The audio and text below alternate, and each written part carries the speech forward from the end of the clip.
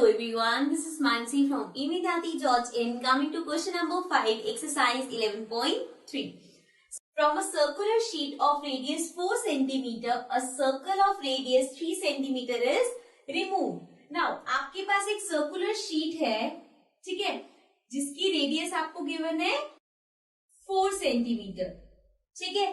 अब इस circular sheet में से a circle of radius 3 centimeter is removed. Means के let's suppose यहीं से उसने एक सर्कल रिमूव कर दिया जिसका रेडियस 3 सेंटीमीटर है.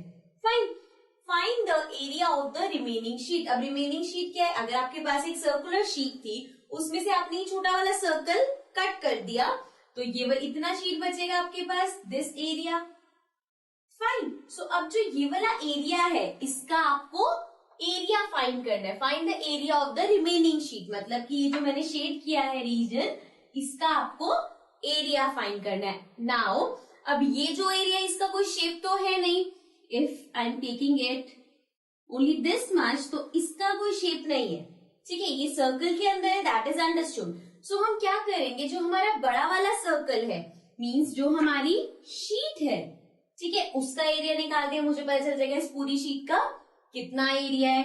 फिर जो मैंने कट किया है, इतना कट किया है, मैंने इसका एरिया निकाल लिया. सो मेरे पास पूरे वाले का एरिया है और छोटे वाले का एरिया है. सो जब मैं इस पूरे वाले के एरिया में से छोटा वाला एरिया माइनस करूंगी, सो मुझे यहाँ पे जो बीच में जो जगह बची है उसका एरिया मिल जाएगा. Fine. I hope this is clear. बड़े वाले सर्कल में से जितनी शीट है उसका एरिया फाइंड किया, उसमें से जितना कट कर दिया वो एरिया माइनस कर दिया. Okay, so let's start this. अब आपको दोनों का रेडियस गिवन है, सो वी लेट की जो सर्कुलर शीट है,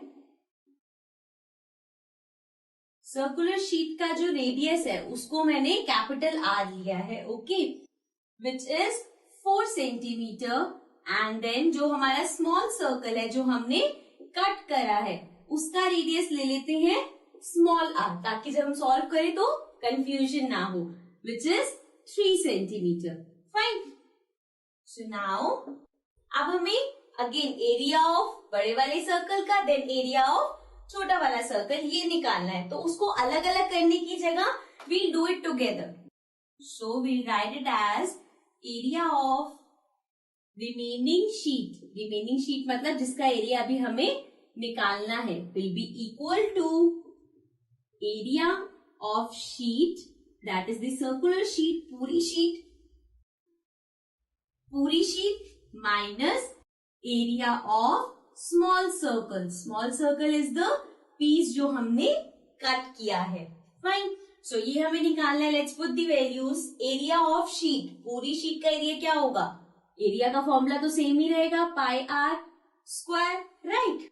आर कैपिटल वाला माइनस छोटी वाली शीट का फॉर्मूला तो अगेन सेम रहेगा, पाई आर स्क्वायर, लेकिन आर स्मॉल वाला. अब इसमें वैल्यू पुट करेंगे, बट उससे पहले देखो, आप यहाँ पे भी वैल्यू पुट करोगे, यहाँ पे भी करोगे. इतना लंबा करने की जगह हम यहाँ पे कॉमन ले सकते हैं. पाई दोनों में है, सो पाई कॉमन आ गया, we'll get R square minus R square. ठीक है, means capital R square minus small R square.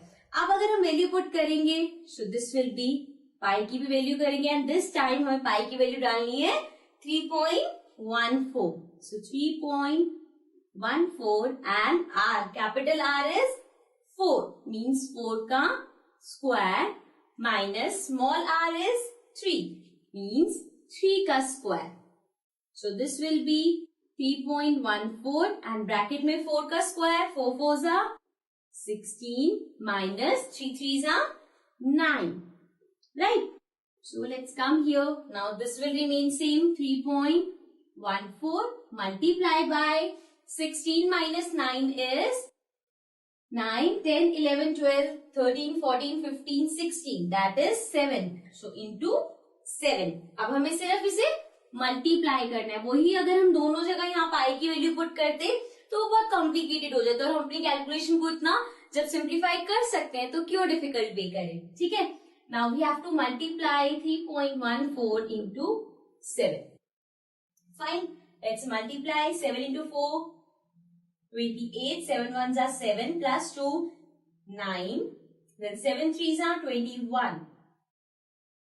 So we have 2198 लेकिन 2198 यहाँ पे डेसिमल था तो 2 डिजिट के पहले डेसिमल आएगा. So the answer is 21.98 centimetre square. अब ये एरिया किसका है? ये जो रिमेनिंग पार्ट है. Fine. So this was question number 5. Now let's come to question number 6.